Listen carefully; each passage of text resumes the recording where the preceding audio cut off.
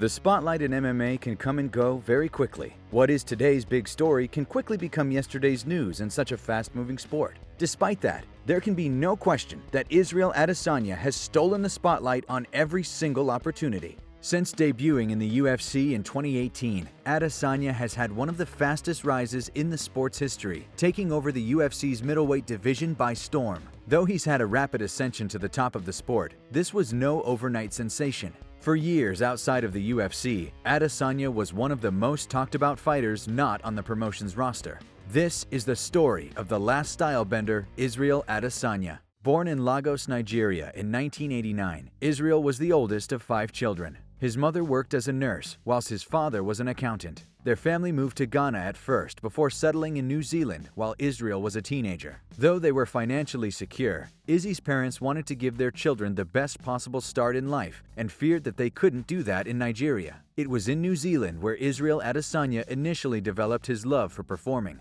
After a friend had introduced him to dancing, Israel took right to it and even performed a routine at a school talent show. Suddenly, it didn't matter that he was the outsider who didn't fit in. He won the approval of his peers with his talent. Israel even started his own dance crew, which he called Broken Native, a phrase he would use to define himself and get tattooed across his body with a map of Africa. After becoming obsessed with martial arts movies like 2003's Ong Bak, Adesanya started training in Muay Thai when he was 18. As his passion for training grew, Israel told his family that he wanted to move to Auckland in 2010. But his family cautioned him of his dream, telling him to give it more thought. After 2 weeks of sitting on the idea, Adesanya packed his bags and moved to Auckland. It was here he would join City Kickboxing and meet Eugene Behrman, who would become his head coach. The pair's first meeting came when Behrman agreed to corner Israel in an amateur MMA fight as a favor to a friend. The fight didn't go his way as he was taken down repeatedly in the fight, but this didn't put him off. He showed that he wasn't just all show by dedicating himself to his training despite this setback, even sleeping at the gym between sessions. Despite claiming from the very start to Behrman that he would one day become a UFC champion,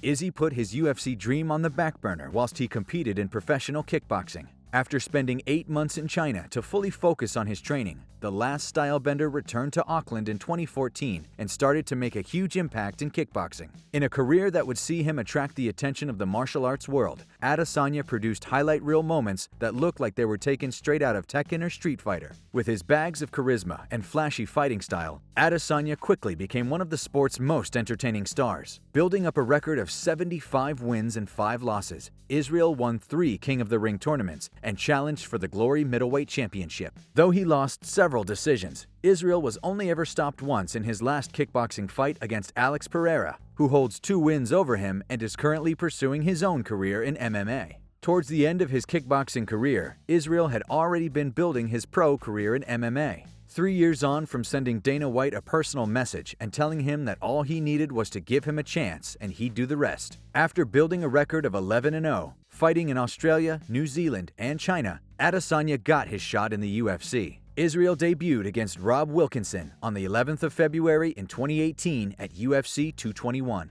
With a second-round stoppage following a dominant performance, Adesanya announced himself in the UFC despite not being pleased with his performance. His second UFC bout came against Marvin Vettori in what proved to be a difficult fight, with Adesanya emerging as the victor via a split decision. Given another step up in competition, Israel made it 3 wins in 3 fights with a 5-round shutout against Brad Tavares. In his 4th UFC fight of 2018, Adesanya capped off his year with a stunning finish on a big stage. On the main card of UFC 230 at Madison Square Garden, Israel stopped Derek Brunson in the opening round after connecting with a pinpoint knee. The fight brought lots of trash talking between the two, and while his previous 2 performances weren't the most entertaining, he made short work of Brunson and showcased all of his star potential in the making. After the main event of UFC 234 was cancelled, Adesanya was given the main event spot against his idol in the sport, Anderson Silva. In a changing of the guard moment, Adesanya beat the Spider at his own game and called out Kelvin Gastelum, who was supposed to fight Robert Whittaker for the world title at that event. With the champion injured,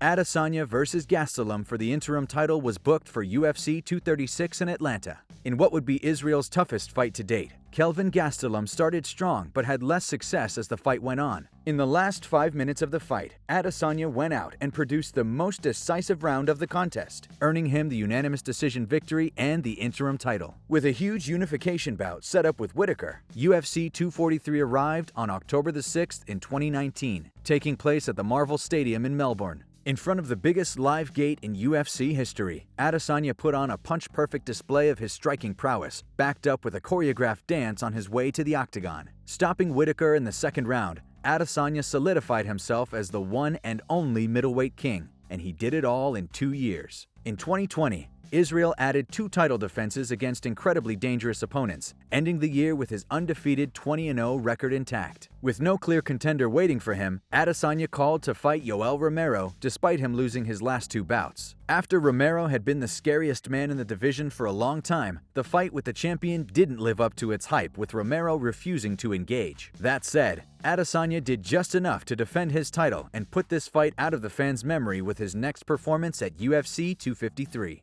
Taking on 13-0 Paulo Costa, his bulldozer style proved to be a perfect setup for a striking clinic from Adesanya. Demonstrating a flawless lesson in counter-striking and range control, Costa was unable to close the distance and land anything significant before being stopped in the second round. With the middleweight division firmly in his grasp, Adesanya looked for his next big challenge after a tense war of words with Jon Jones. Since Jones had vacated his light heavyweight title to move up to heavyweight, a new champion had been crowned in Poland's Jan Blachowicz. With his mind set on becoming a 2-weight world champion, Adesanya will move up a weight class to challenge Blachowicz at UFC 259 on March 6th. Leave your predictions in the comments below. Will the last stylebender shake up the MMA world once again, or has he bitten off more than he can chew by taking on the legendary Polish power?